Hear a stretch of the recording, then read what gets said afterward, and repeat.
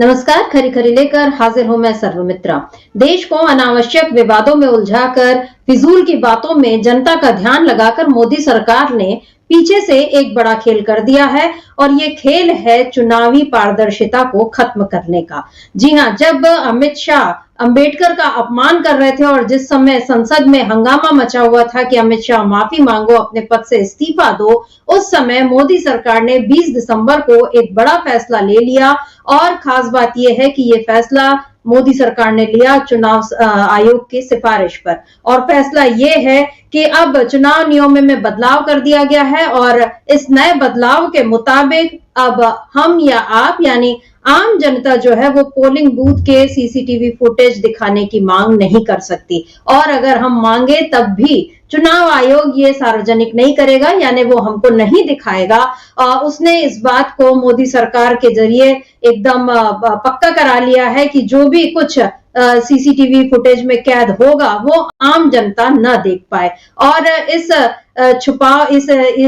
चीज को छुपाने की क्यों जरूरत पड़ रही है, क्यों मोदी सरकार को ये खेल करना पड़ रहा है, ये समझना कठिन नहीं है। मोदी सरकार लंबे समय से उस पर यह आरोप विपक्ष लगाता रहा है कि चुनाव आयोग के जरिए मिलकर बीजेपी जो है वो बड़े खेल कर रही है। और जिस तरह महाराष्ट्र में जो नतीजे आए बिल्कुल उम्मीदों के मुताबिक नहीं थे, ऐसे ही नतीजे इससे पहले हरियाणा में आए थे।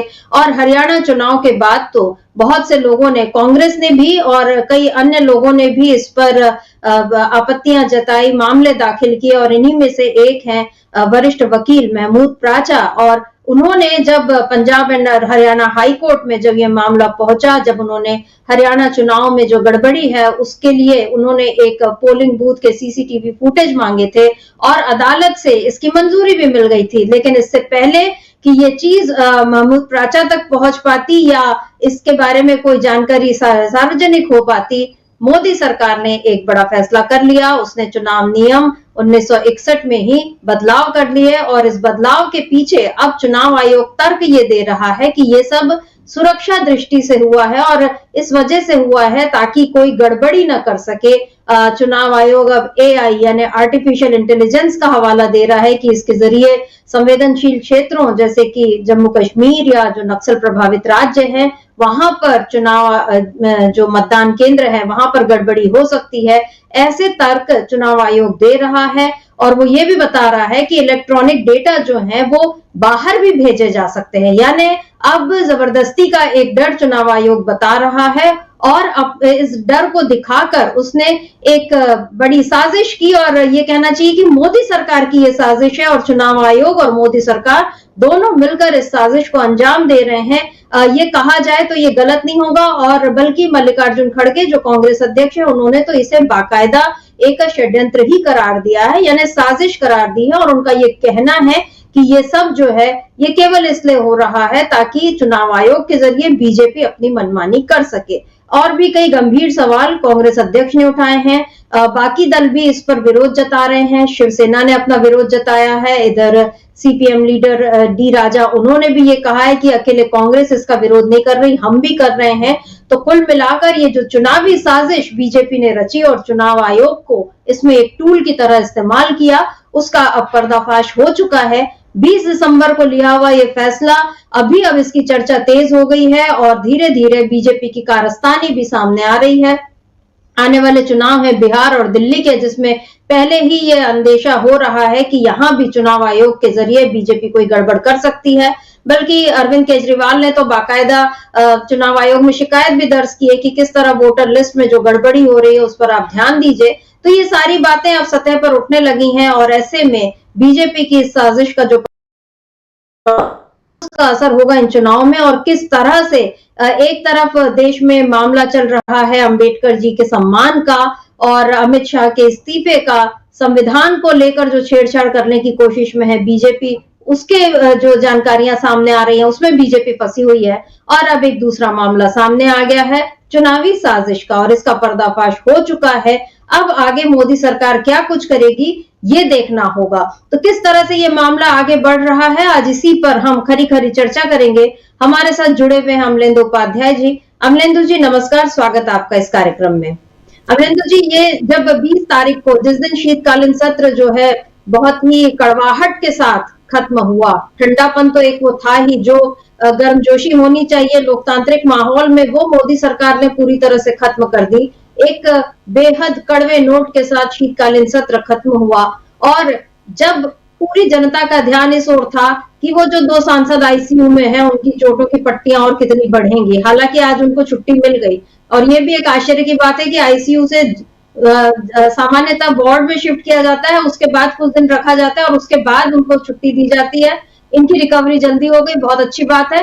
लेकिन लोकतंत्र की रिकवरी कैसे होगी, क्योंकि यहाँ पर 20 तारीख को मोदी सरकार ने जो फैसला लिया है और फैसला ये है कि चुनाव आयोग की सिफारिश पर कानून मंत्रालय ने जो चुनाव संचालन नियम 1961 का जो नियम है 93, जो ये कहता है कि चुनाव से जुड़े सभी दस्तावेज सार्वजनिक उपलब्ध रहेंगे, उसको बदल दिया है और अब ये कहा है कि चुनाव से जुड़े सभी दस्तावेज नियमानुसार सार्वजनिक तौर पर उपलब्ध रहेंगे। और नियम क्या है, 1961 में जब इलेक्ट्रॉनिक चीजें उतनी नहीं थी और सीसीटीवी वगैरह का चलन नहीं था और ये सब बूथ पर नहीं लगाए जाते, तो जाहिर है उनका कोई डेटा भी नहीं मांगा जाएगा।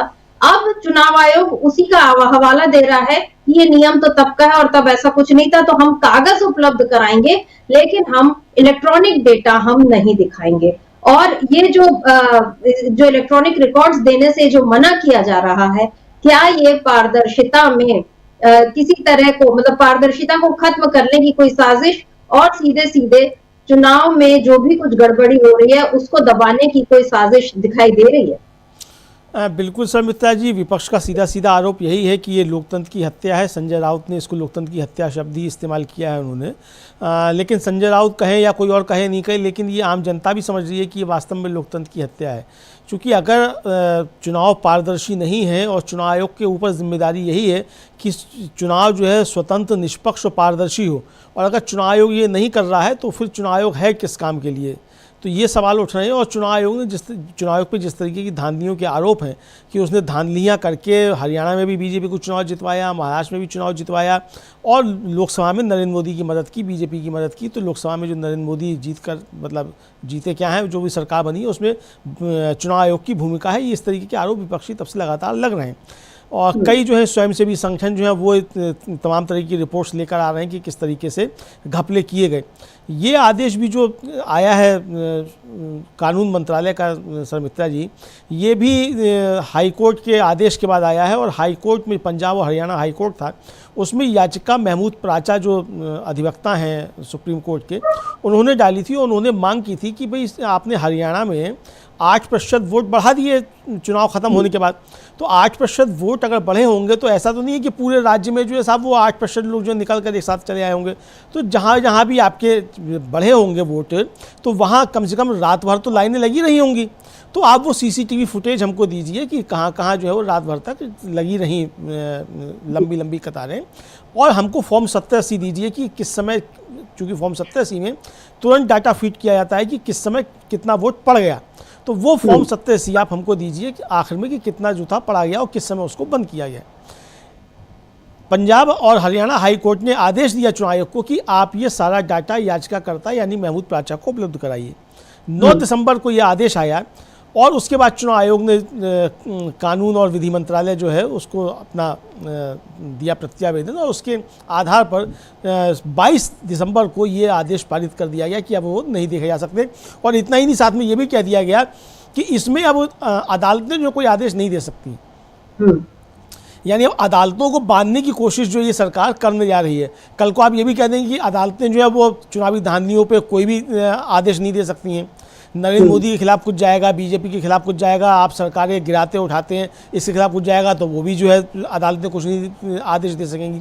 तो यानी एक तरीके से ये लोकतंत्र पे हमला भी है, संविधान पे हमला भी है और न्यायपालिका पर भी हमला है। ये साफ तौर पे समझ में आ रहा है और इसी को लेकर पूरा विपक्ष जो है वो नाराज़ है। और लेकिन इसमें बड़े चालाकी के साथ खेल किया गया। क्या अब ये समझा जाए कि बाबा साहब भीमराव अम्बेडकर का अपमान जो किया अमित शाह ने, और वो भी संविधान पर चर्चा के दौरान किया, तो उसके पीछे 2 मंशाएं थीं कि एक तो बाबा साहब का अपमान भी किया जाए, संविधान का अपमान भी किया जाए, और पीछे इसके जो है वो चुपके से इस तरीके से जो चुनावी धांधलियाँ हैं उन पर जो कोई खुलासा ना होने पाए, तो उसके लिए नियम बना लिए जाएं, ऐसा शायद समझा जा सकता है।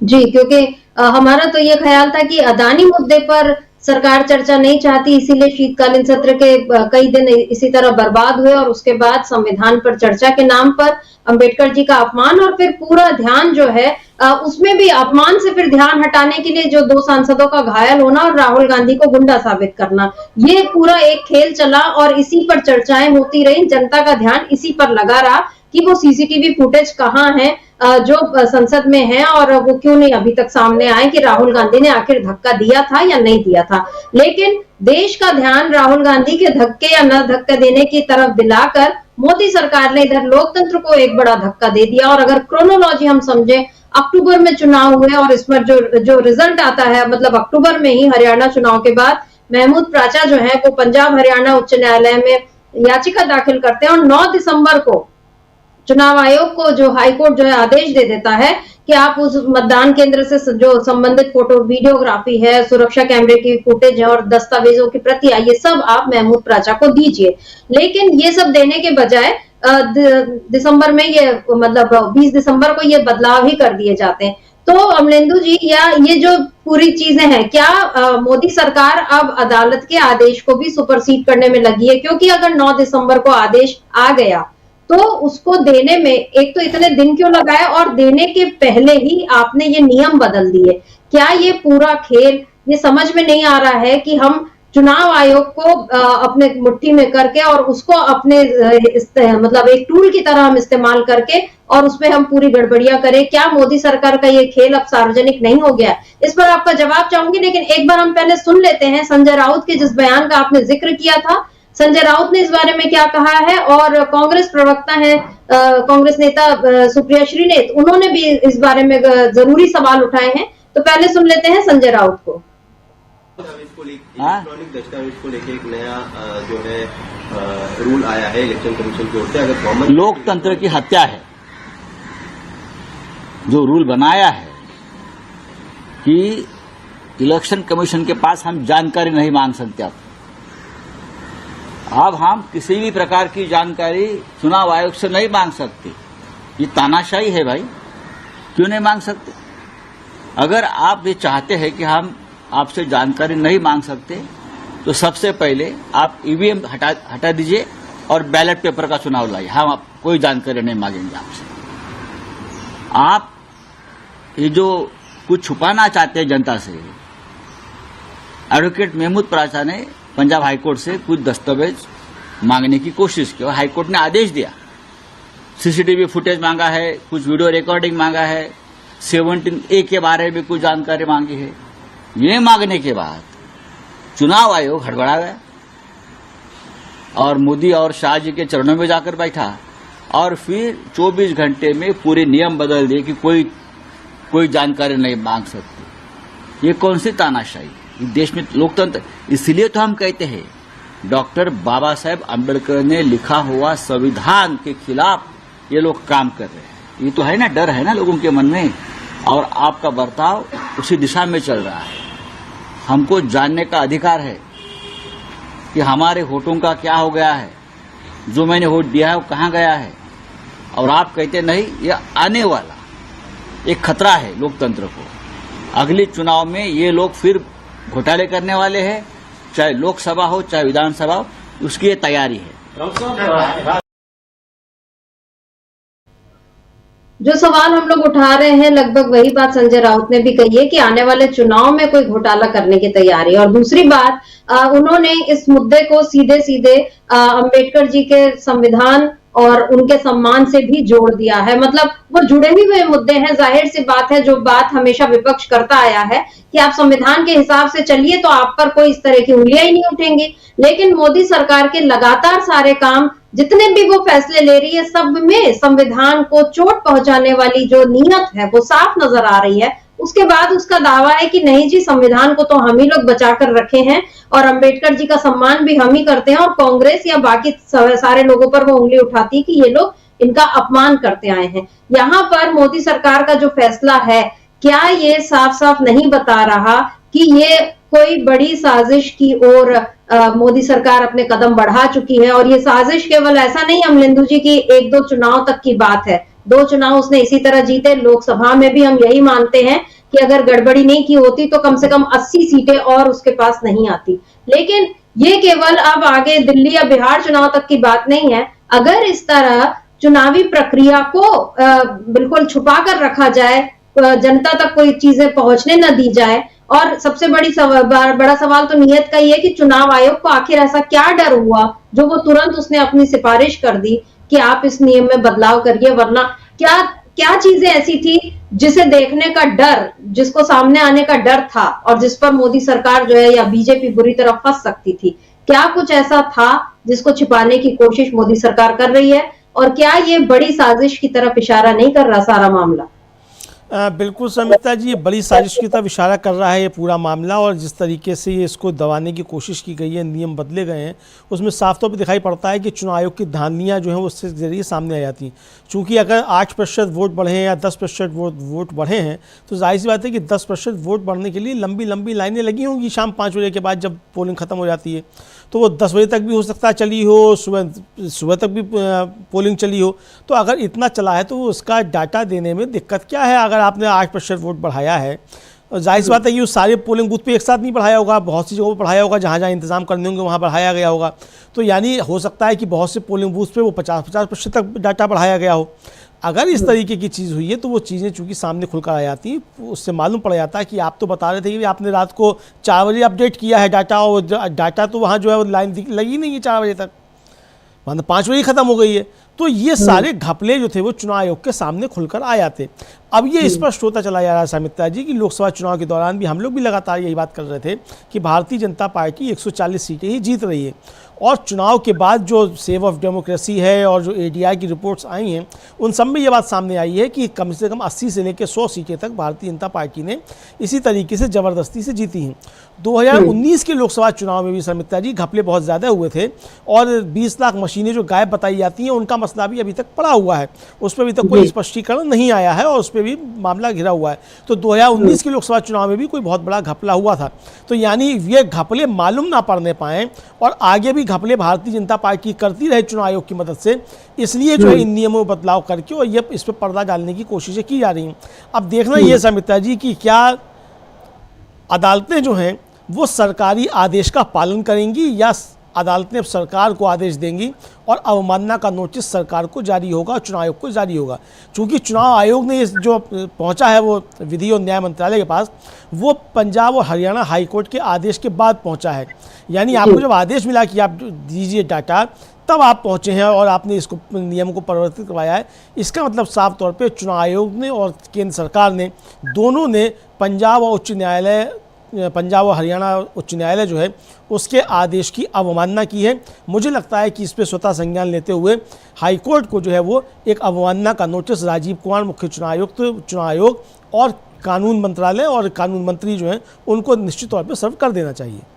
जी बिल्कुल, क्योंकि अभी जो अदालत का आदेश आया और उसके बाद ये जो चुनाव आयोग की सिफारिश पर केंद्र सरकार ने जो नया बदलाव जो किया उसमें उसने अब ये भी लिख दिया है कि चुनाव संबंधी जो कागज उपलब्ध कराने के निर्देश अदालत भी नहीं दे सकती है। यानी अब उसने अदालत को भी इस चीज से दूर कर दिया है।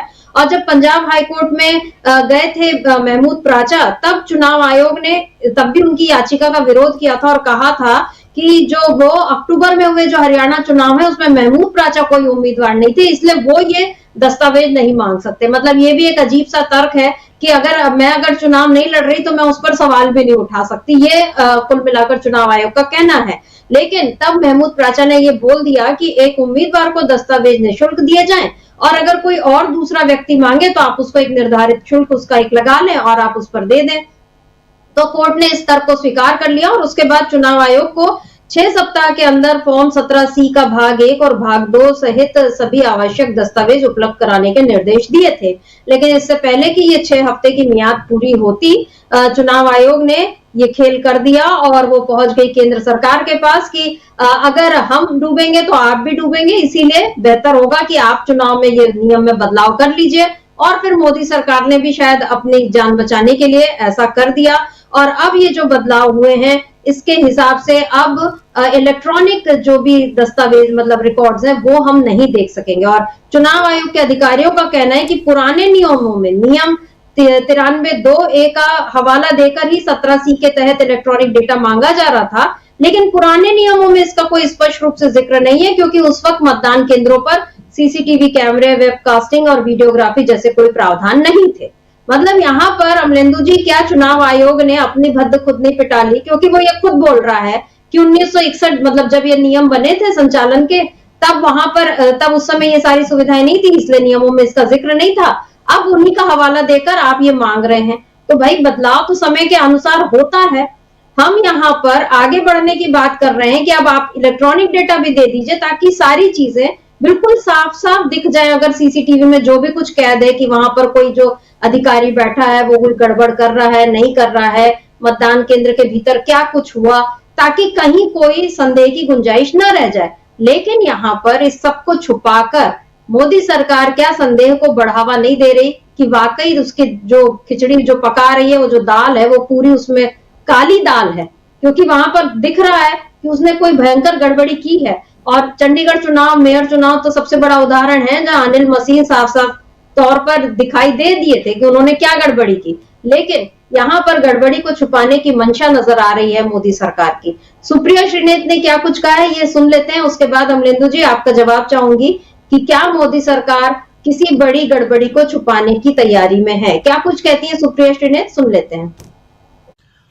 अक्टूबर 2024 में हरियाणा के विधानसभा चुनाव के बाद वकील महमूद प्राचा ने पंजाब और हरियाणा के हाईकोर्ट में एक याचिका दायर करी। उनको चुनाव आयोग से कुछ दस्तावेज चाहिए थे। 9 दिसंबर 2024 को चुनाव आयोग को हाईकोर्ट ने निर्देशित किया कि एक पर्टिकुलर मतदान केंद्र की वीडियोग्राफी, वहां की सुरक्षा टीवी की फुटेज, सीसीटीवी फुटेज और कुछ अन्य दस्तावेज वकील प्राचा को दिए जाएं। लेकिन बजाय वीडियो और दस्तावेज देने के मोदी सरकार और चुनाव आयोग ने मिलकर 20 दिसंबर की शाम को चुनाव संचालन नियम ही बदल दिए।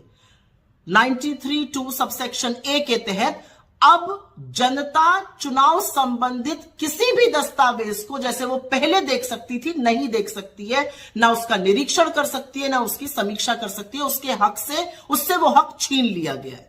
पहले कोई भी व्यक्ति चुनाव संबंधित किसी भी दस्तावेज को देख सकता था, अब वो नियम बदल दिया गया है। अब चुनाव आयोग डिसाइड करेगा कि कौन क्या कौन से दस्तावेज देखेगा। एक बात याद रखिएगा कि कानून और न्याय मंत्रालय ने इसको नोटिफाई कर दिया, तो यह हक पहले ही छीन लिया गया है। और अब आदेश कोर्ट्स भी नहीं दे पाएंगे चुनाव आयोग को दस्तावेज साझा करने के लिए। जब यह मामला कोर्ट में चल रहा था पंजाब और हरियाणा हाई कोर्ट में, तब भी चुनाव आयोग ने महमूद प्राचा की याचिका का विरोध किया था, यह कहकर कि प्राचा तो उम्मीदवार नहीं थे हरियाणा में, उनको दस्तावेज क्यों दिए जाएं।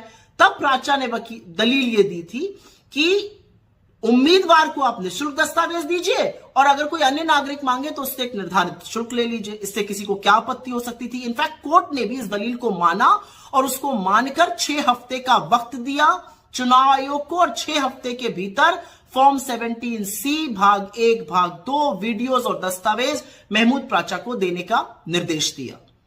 लेकिन ऐसा नहीं किया चुनाव आयोग ने। चुनाव आयोग ने तो नियम ही बदल दिए। अब इस एक तरफा नियम बदले जाने पर जरूर सवाल खड़े होंगे। सरकार और चुनाव आयोग ने मिलकर जो एक तरफा नियम बदल दिए, क्यों बदल दिए? ऐसा कौन सा दस्तावेज है जिसको छुपाने की कोशिश सरकार और चुनाव आयोग कर रहा है? क्या लोकतंत्र में जनता को अपने चुनाव के संबंधित किसी भी डॉक्यूमेंट को देने का हक नहीं होना चाहिए? तो फिर लोकतंत्र किस बात का? पारदर्शिता से इतना परहेज क्यों है सरकार को और चुनाव आयोग को? ऐसे वक्त पर जब चुनाव आयोग की साख दांव पर लगी हुई है, उसको और मटियामेट क्यों किया जा रहा है? क्या यह सच नहीं है कि चुनाव आयोग के ऊपर आरोप है कि उन्होंने वोटर लिस्ट से नाम घटाए? क्या यह सच नहीं है कि चुनाव आयोग ने बार बार वोटिंग परसेंटेज बढ़ाकर लोगों के सामने बहुत सारे सवाल और संशय पैदा किए? क्या यह सच नहीं है कि चुनाव आयोग के पक्षपातपूर्ण रवैये पर देश में व्यापक रोष है? तो ऐसे में जब सरकार और चुनाव आयोग मिलकर नियम बदल देगा और लोगों को उनके हक से वंचित करेगा कि वो कोई भी डॉक्यूमेंट देखने का उनका हक चला जाएगा, तो हिंदुस्तान के निष्पक्ष और स्वतंत्र चुनाव पर जरूर एक धब्बा है, ये एक कलंक है। और एक बात और उठती है, अगर आपको ऐसा करना था तो आप सारे राजनीतिक दलों को बुलाते, एक मीटिंग करते, विचार विमर्श करते, उनको विश्वास में लेते, समझाते कि आपको ऐसा क्यों करना पड़ रहा है। ये एक तरफा फैसला आपने क्यों किया? आप क्या छिपाने की कोशिश कर रहे हैं? क्योंकि एक बात याद रखिएगा, जो भी गुप्त और गोपनीय होता है ना, वो अधिकांश गलत होता है। और इसीलिए sunlight is the best disinfectant कहा गया है। पारदर्शिता प्रजातंत्र की पहली शर्त है। उस शर्त का दमन चुनाव आयोग और सरकार क्यों कर रही है, और उसका दमन करके हिंदुस्तान के चुनावों पर इतना बड़ा प्रश्न चिन्ह क्यों लगा रही है, यह सवाल तो पूछा जाएगा। अमरिंदु जी, सुप्रिया श्रीनेत के इस पूरे बयान को सुनने के बाद कोई संदेह नहीं रह जाता कि चुनाव आयोग और मोदी सरकार किसी बड़ी गड़बड़ी को छुपाने के इरादे से या आगे ऐसी बड़ी गड़बड़ियां करने का जो उनका इरादा है, इस वजह से उन लोगों ने ये नियम लाया, बदलाव किया है। और उनका एक सवाल जो काफी महत्वपूर्ण है कि आपने राजनीतिक दलों को विश्वास में क्यों नहीं लिया। मोदी सरकार जो हर फैसला केवल अपने मन से जो लेने का ये जो उसने चलन डाल दिया है, क्या यहाँ पर इस सवाल पर अब विपक्ष जो उसको घेरेगा, क्या इसमें वो अपना बचाव कर पाएगी? आखिर कहां तक वो ये दलील देगी कि आपने ये गलत किया, आपने वो गलत किया? इतिहास की बातें उठा कर कब तक मोदी सरकार अपना वर्तमान बचा पाएगी? समित्रा जी, अपना वर्तमान तो क्या, भारतीय जनता पार्टी अपना भविष्य बचाना चाहती है और भविष्य में भी इस देश के साथ जो है वो अपराध करना चाहती है। इससे तो साफ यही जाहिर हो रहा है। दूसरी बात यह है कि चुनाव आयोग जो भी निर्णय लेता है वो सारे अब तक देखिए, चाहे वो आदर्श आचार संहिता हो या जो भी नियम बनते हैं, उसमें कहीं ना कहीं पहले राजनीतिक दलों के साथ विचार विमर्श किया जाता है, उसके बाद वो लिया जाता है। आदर्श आचार संहिता भी जो है वो कोई थोपी नहीं जाती है, चूँकि वो सारे राजनीतिक दलों की उस पर सहमति है, उससे ही तैयार होती है। और आपको याद होगा कि पहले जो था वो चुनाव आयोग जगह जगह था पैसा वसूली करता था, गाड़ियों की तलाशी होती थी, इस तरह की चीज़ें होती थी। उस पर सुप्रीम कोर्ट की टिप्पणी थी कि आपको ये अधिकार नहीं है, तो आप अपना अधिकारों का अतिक्रमण मत कीजिए। आप बहुत अच्छी बात है, आप संवैधानिक संस्था हैं, लेकिन आपको जो अधिकार हैं आप उनका ही पालन कीजिए। तो ये चुनाव आयोग को भी अधिकार नहीं है कि वो नियमों में इस तरीके से बदलाव कर सके। चुनाव में के नियम में अगर कोई बदलाव होना है तो वो एक संशोधन का विषय होगा, और नियम कोई भी बनेगा तो वो संसद से पास होना चाहिए। ये संसद से पास नहीं हुआ है, तो जाहिर सी बात है कि इसको चुनौती दी जा सकती है। मुझे लगता है महमूद प्राचा इसको लेकर चुनौती देंगे भी पंजाब और हरियाणा हाई कोर्ट में, और इस पर अवमानना का भी जो है वो इसको लेकर निश्चित तौर पर वो अवमानना दायर करेंगे इसको लेकर। लेकिन ये जो जिस तरीके से किया गया है, ये साफ तौर पर दर्शाता है कि भारतीय जनता पार्टी जो दाल है उसमें वो काली, मतलब दाल में कुछ काला नहीं है, बल्कि वो पूरी की पूरी दाल ही जो अच्छे तरीके से काली है। इसका मतलब साफ तौर पे ये है कि भारतीय जनता पार्टी और नरेंद्र मोदी जो जिस तरीके से प्रधानमंत्री बने हैं, वो जनता ने उनको प्रधानमंत्री नहीं बनाया है, उनको चुनाव आयोग ने प्रधानमंत्री बनाया है। ये बात साफ तौर पे नज़र आ रही है, और इसीलिए जो है इस तरीके के बदलाव इसमें किए गए हैं। जाहिर सी बात है कि इसको लेकर अब पूरे देश भर में एक नया आंदोलन खड़ा होगा। 26 दिसंबर से जब कांग्रेस का वो अभियान शुरू होगा ईवीएम मशीनों के खिलाफ और चुनाव आयोग की धांधलियों के खिलाफ, उसके लिए एक बड़ा मसला भी और ये मिल गया है समित्रा जी। जी बिल्कुल, चुनाव आयोग पर पहले ही सवालों की बौछार कम नहीं थे। कई ऐसे सवाल जिनके जवाब इंतजार था कि चुनाव आयोग देगा, लेकिन राजीव कुमार उसमें असफल रहे, और अब ऐसा लग रहा है कि एक नया मामला उनके कार्यकाल में दाग लगाने के लिए सामने आ गया है। और इसमें कोई और जिम्मेदार नहीं, बल्कि वो खुद और मोदी सरकार का ये जो डर है, यही जिम्मेदार है। और जैसा आपने कहा कि मोदी को नहीं बनाया प्रधानमंत्री इस देश की जनता ने, बल्कि ये चुनाव आयोग के कारण बने, ऐसा नजर आ रहा है। और कुछ यही हाल अब महाराष्ट्र में भी, क्योंकि नाना पटोले जो है कांग्रेस अध्यक्ष वहां के, उन्होंने कहा है कि महाराष्ट्र में जो सरकार बनी वो चुनाव आयोग और केंद्र में बैठे आकाओं की वजह से सत्ता में आई है। ये सरकार जनादेश की चोरी करके बनाई गई है, और चुनाव आयोग की ओर से जारी जो अधिसूचना जिसमें कहा गया कि वो अब कोई जानकारी नहीं देगा, इसका मतलब है कि कुछ गड़बड़ है। और इधर मल्लिकार्जुन खड़गे कांग्रेस अध्यक्ष, उन्होंने भी इस पर जरूरी सवाल उठाए हैं। क्या कुछ कहा है खड़गे जी ने, उसको सुन लेते हैं, फिर चर्चा को आगे बढ़ाते हैं। ನೋಡಿ, ಅದಕ್ಕೆ ಈಗಾಗಲೇ ನಮ್ಮ ಪಾರ್ಟಿದವರು ರಿಯಾಕ್ಟ್ ಮಾಡಿದ್ರು।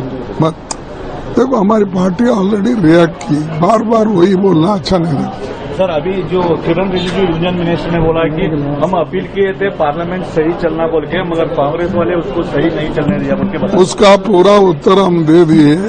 उन्होंने जो तय किया था डिस्टर्ब करने का, उसमें वो यशस्वी हो गए।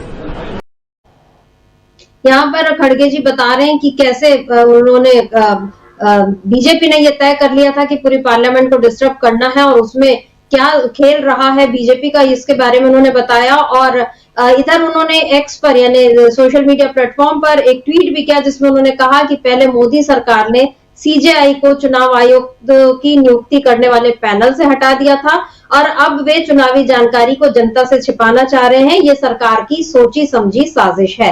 ये बड़ा आरोप मल्लिकार्जुन खड़गे का, और वो सीधे सीधे साजिश शब्द का इस्तेमाल कर रहे हैं, इसलिए हमें भी यहाँ साजिश शब्द का इस्तेमाल करने में कोई गुरेज नहीं हुआ, क्योंकि ये कांग्रेस ने ये चीज कही है तो जाहिर है साजिश का आरोप अगर मोदी सरकार पर लगाए तो वो इसका जवाब किस तरह से देगी ये जानना दिलचस्प होगा। और इधर चुनाव आयोग ने अपनी सफाई में जो कुछ कहा है अमलेंदु जी, वो भी काफी हास्यास्पद है। चुनाव आयोग कहता है कि पहला ये एक वोटरों की सेफ्टी और दूसरा शरारती तत्वों द्वारा एआई के माध्यम से इलेक्ट्रॉनिक डेटा का गलत उपयोग, ये दो कारण प्रमुख थे जिस वजह से ये संशोधन हमने करने की सिफारिश की। और आयोग का यह कहना है कि जम्मू कश्मीर, मणिपुर, छत्तीसगढ़ और ऐसे तमाम जो नक्सल प्रभावित राज्य हैं वहां पर कई राज्य, मतलब ये जो सीसीटीवी फुटेज है इनको गलत तरीके से अगर ये गलत हाथों में लग जाए तो वोटरों की सुरक्षा को खतरा होगा, और दूसरा कि एआई के माध्यम से इसका गलत इस्तेमाल किया जा सकेगा। और इसके बाद वो ये भी बोल रहा है कि इलेक्ट्रॉनिक डेटा को देश से बाहर भेजे जाने का खतरा भी है। यहाँ पर ये जो चुनाव आयोग ये सारे तर्क दे रहा है, आपको क्या लगता है ये तर्क कहाँ टिक पाएंगे अगर अदालत में ये मामला पहुंचता है? चुनाव ठीक है, वोटरों की सुरक्षा जो है बड़ा मामला है, या इलेक्ट्रॉनिक डेटा भी देश का सुरक्षित रहना चाहिए, लेकिन पेगासस जैसे मामले जब आते हैं और उस पर मोदी सरकार बचाव में अपने जो तर्क देती है, क्या ये जाहिर नहीं है कि देश का इलेक्ट्रॉनिक डेटा यानी जो आधार कार्ड या बाकी तमाम कार्ड्स के जरिए जो हमारे पूरे डेटा तो वैसे ही उपलब्ध है और उसके बाद उनको बाजार में बेचना या विदेशों में तक बेचना कहाँ कठिन है। ऐसे में मोदी सरकार को इस बारे में गंभीरता से सोचने की जगह क्या उसने ये जो फैसला लिया है इसके लिए उल्टा पड़ जाएगा? देखिए समिता जी, ये चुनाव आयोग की दलीलें जो हैं ये अदालत में तो किसी हाल में नहीं टिकेंगी, चूँकि जो भी फैसले लिए गए हैं, जो भी वो तर्क दिए जा रहे हैं वो बहुत बेहुदा तर्क हैं और बहुत भौंजे तर्क हैं। वो किसी भी हाल में अदालती प्रक्रिया में टिकने वाले नहीं हैं।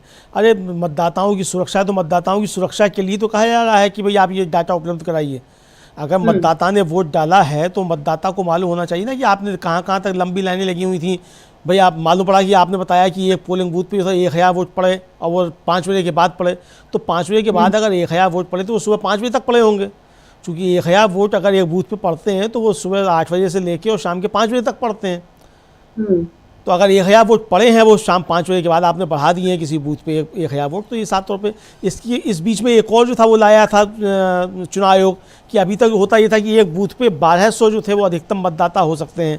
अब उसमें संशोधन किया कि इसको 1500 कर दिया जाए। उसके खिलाफ भी सुप्रीम कोर्ट में याचिका गई हुई है, सुप्रीम कोर्ट ने उस पर भी आदेश दिया, उस पर जवाब मांगा है। यानी कि मतलब गड़बड़ियाँ बड़े पैमाने पर की जा सकें, चूँकि बूथ ज़्यादा होंगे तो ज़्यादा बूथों पे जो है वो गड़बड़ी करने में जो दिक्कत आती होगी, समय ज़्यादा लगता है, तो इसलिए एक साथ जो है गड़बड़ी की जा सके तो इसके लिए बूथों पर मतदाता संख्या बढ़ाई जाएगी, 1200 से 1500 किया जाएगा, ताकि फिर वहाँ गड़बड़ियाँ आसानी से की जा सकें। तो ये सब कुछ जो किया जा रहा है ये सब गड़बड़ियों के लिए ही किया जा रहा है और पिछली गड़बड़ियाँ पकड़ी ना जाएं इसके लिए ये सब किया जा रहा है। तो ये अदालत में तो टिकने वाला नहीं है। अब देखना ये कि अदालतें इस पर किस तरीके से रिएक्ट करती हैं, क्योंकि अदालतों का हाल भी अब देखने में आ रहा है समिता जी किस तरीके का हो जा रहा है। अब राहुल गांधी अगर जातिगत जनगणना पे बयान दे रहे हैं तो बरेली के जज साहब जो उन्हें नोटिस इशू कर दे रहे हैं। तो वो पहले तो उदित राज का कहना है, जो कांग्रेस के नेता हैं, कि ऐसे जज को बर्खास्त कर देना चाहिए, निश्चित तौर पे कर देना चाहिए ऐसे जज को बर्खास्त, कि जो सामाजिक न्याय की बात को लेकर नोटिस इशू कर रहा है तो वो जज रहने के लायक ही नहीं है। लेकिन अब है कि निचली अदालतें जो सुप्रीम कोर्ट के आदेश को नहीं मान रही हैं। सुप्रीम कोर्ट का आदेश साफ साफ है कि जो है धर्मस्थल विधेयक को माना जाएगा, लेकिन तमाम जगह हो रही है खुदाई, बातें चल रही हैं। जब रोक लग गई कि कहीं कोई खुदाई नहीं होगी, नया कोई काम नहीं होगा, फिर संभल में कैसे एएसआई की टीम घूम रही है, चंदोसी में क्यों एएसआई की टीम घूम रही है, जबकि सुप्रीम कोर्ट उस पर रोक लगा चुका है।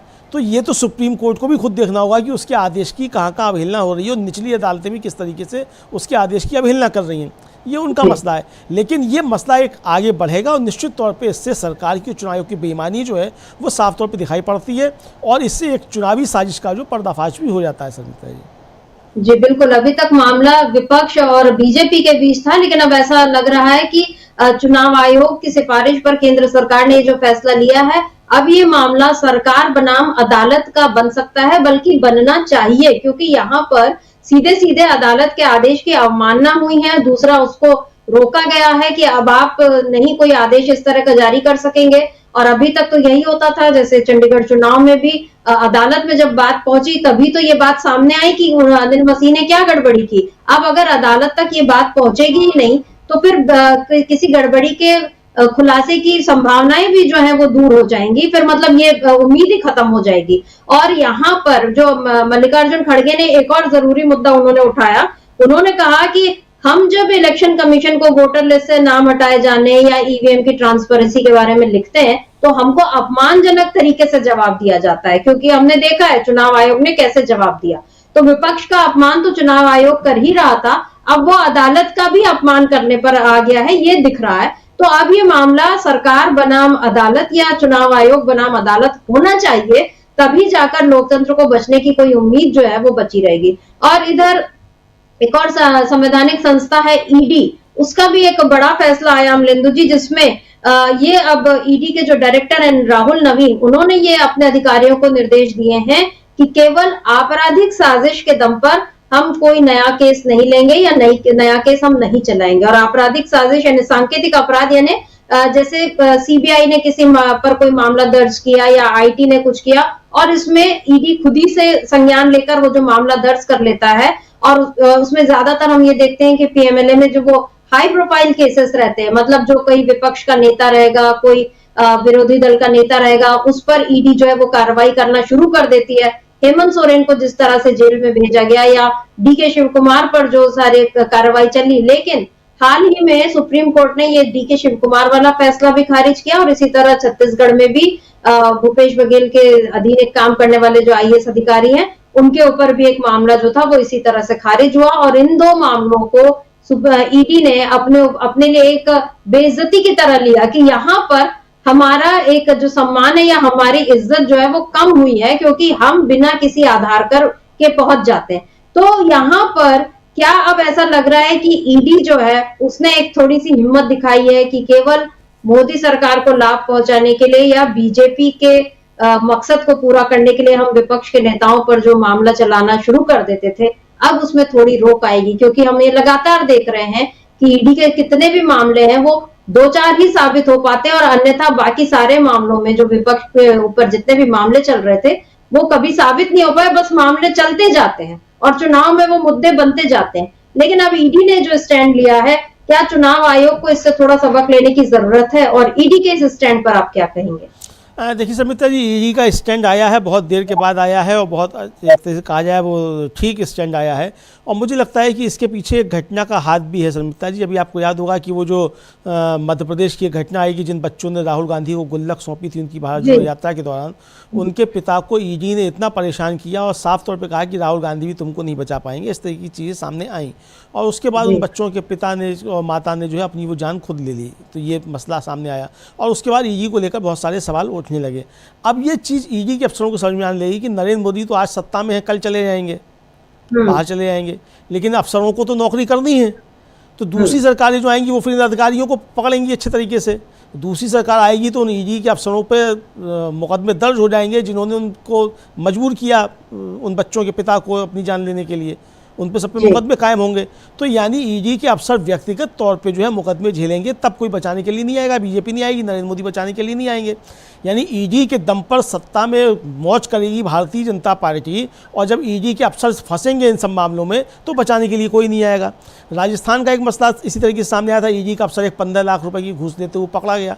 अब उसे बचाने के लिए कौन बीजेपी का नेता आया? कोई नहीं आया, वो काट रहा है अपनी सजा, अपनी भुगत रहा है मुकदमे को। तो इस तरह की चीज़ें आएंगी। तो अब ईडी के अफसरों को ये लगने लगा है कि हम भारतीय जनता पार्टी के टूल बनकर इनके तो सारे मसले हम करते जा रहे हैं, इनकी सरकारें बनवाते जा रहे हैं, जगह जगह सरकारें गिराते जा रहे हैं, अडानी के लिए हम काम कर रहे हैं, तमाम उन पे संस्थानों पे छापे मारते हैं, बाद में वो संस्थान जो है वो अडानी खरीद लेते हैं। इनका तो सबका हो रहा है, लेकिन बाद में ये समस्या ईडी के अफसरों के लिए आएगी। तो ये कोई सदिच्छा में लिया गया निर्णय नहीं है, ये भविष्य को देखते हुए निर्णय लिया गया है। क्योंकि जिस तरीके से नरेंद्र मोदी की छवि लगातार ख़राब हो रही है और ये बातें सामने आ रही हैं कि किस तरीके से फर्जी चुनाव प्रक्रिया के जरिए नरेंद्र मोदी जो है प्रधानमंत्री बने हुए हैं और चुनाव आयोग के जिस तरीके से मसले आए सामने, इससे ये लगने लगा है कि ये तूफान जो है वो बड़ा आने वाला है देश के अंदर और नरेंद्र मोदी की सरकार अब हिलने वाली है। तब ये ईडी को समझ में आ रहा है कि अब इस तरीके के फैसले लिए गए हैं, तो ये पहले भी लिए जा सकते थे, अब लिए गए हैं। तब भी कहा जा सकता है कि देर आए दुरुस्त आए, लेकिन इसके पीछे कोई सदिच्छा नहीं है, बल्कि यही है कि कल को जब फंसेंगे तो बचाने के लिए नरेंद्र मोदी अब भारतीय जनता पार्टी नहीं आएगी। सुमित्रा जी, ईडी ने जो भी फैसला लिया अच्छा लिया, लेकिन मजबूरी में लिया हुआ फैसला लगता है। और ईडी के एक अधिकारी का ये भी कहना था कि अदालत में मतलब हम इतनी कड़ी मेहनत करते हैं, उसके बाद अदालत में नाकामी का सामना करना पड़े तो फिर इसका कोई मतलब नहीं है। यानी ये कड़ी मेहनत किस लिए हो रही है, ये भी दिख रहा था कि बीजेपी के कहने पर आप विपक्ष के नेताओं को जबरदस्ती के मामलों में फंसाए रखो और उसके बाद बीजेपी इसका राजनीतिक लाभ ले ले, लेकिन आखिर में तो ईडी को बेइज्जती का सामना करना पड़ता है जब सुप्रीम कोर्ट पहुंचता है मामला और खारिज हो जाता है। तो हाल के 2 मामलों में ईडी को इस बेइज्जती का एहसास हुआ। गनीमत है उसने एक स्टैंड लिया, लेकिन अब सवाल यह है कि चुनाव आयोग ऐसा स्टैंड कभी ले पाएगा या वो नहीं लेगा, या उसे समझ ही नहीं आ रहा है कि मोदी सरकार उसकी स्वायत्तता को किस तरह से अपने लिए इस्तेमाल कर रही है और उसको कठपुतली की तरह नचा रही है। अभी ये जो चुनाव आयोग ने जो बदलाव किया है नियमों में, उसमें अब ये तो कह दिया गया कि आम जनता को ये उपलब्ध नहीं कराएंगे, लेकिन उसने ये बोला है कि उम्मीदवार चाहे तो कोर्ट के जरिए पहले की तरह अभी भी उनको सीसीटीवी कैमरे जैसे इलेक्ट्रॉनिक रिकॉर्ड मिल सकेंगे, लेकिन ये केवल जो उम्मीदवार जिस विधानसभा का है उसको उसी या लोकसभा क्षेत्र का उसको अपने ही क्षेत्र का मिल सकेगा, दूसरे किसी उसका वो नहीं मांग सकेगा और आम जनता को तो ये मिलेगा ही नहीं। और ये रिकॉर्ड भी केवल उम्मीदवार को मिलेगा, उसकी पार्टी को नहीं दिया जाएगा, ये भी चुनाव आयोग ने कहा है। तो बहरहाल नियम उसने बना लिए हैं अपनी खाल बचाने के लिए, चाहे मोदी सरकार को बचाने के लिए, लेकिन यहाँ पर विपक्ष ने इस मुद्दे को समझ लिया है। अच्छा है कि तुरंत ही समझा और तुरंत ही इस पर आवाज उठनी शुरू हो गई। अब देखना होगा कि आने वाले वक्त में कांग्रेस या बाकी दल इस मुद्दे को और कितने तेजी से पूरे देश में उठाते हैं, क्योंकि अगर नहीं उठाएंगे तो ये मुद्दा लोकतंत्र को खत्म करने वाला, या ये कहें कि जो ताबूत में बंद करने की कोशिश मोदी सरकार कर रही है, वो उसमें एक और कील की तरह ही साबित होगा। तो अमरेंदु जी, आज इस चर्चा को हम यहीं रोकते हैं। आपका बहुत बहुत शुक्रिया और शुक्रिया आप तमाम दर्शकों का जो आप हमारे साथ जुड़े और आपने इस चर्चा को